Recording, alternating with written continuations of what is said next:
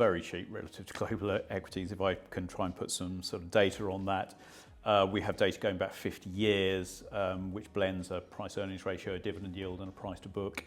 And the UK is basically the biggest discount using those measures relative to MSCI World that it's been for 50 years. So it stands at a 45% discount today. The 50-year average is about an 18% discount, so very, very cheap relative to history. We think that there are two very clear catalysts emerging for the realisation of that undervaluation of EU equities. The first one is corporate takeovers. So last year we saw something like 44 UK companies receive bids from overseas and from private equity.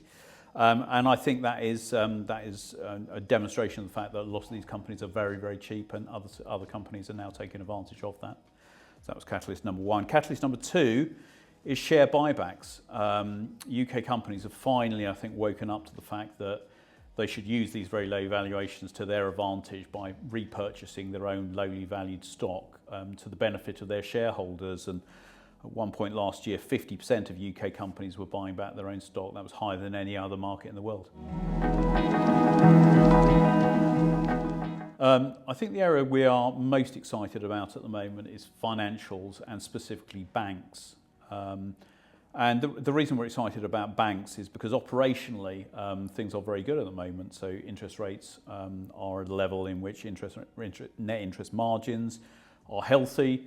Unemployment is still low, so we're not seeing defaults on loans at the moment.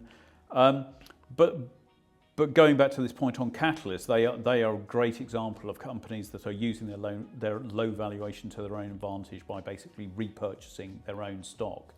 And so to give you one final example, both NatWest and Barclays were up over 80% last year. And despite that, both of them trade on single-digit price-earnings ratios today, because their earnings per share is going up so rapidly that we're not really getting a re-rating. We're just seeing them basically go up in line with their earnings.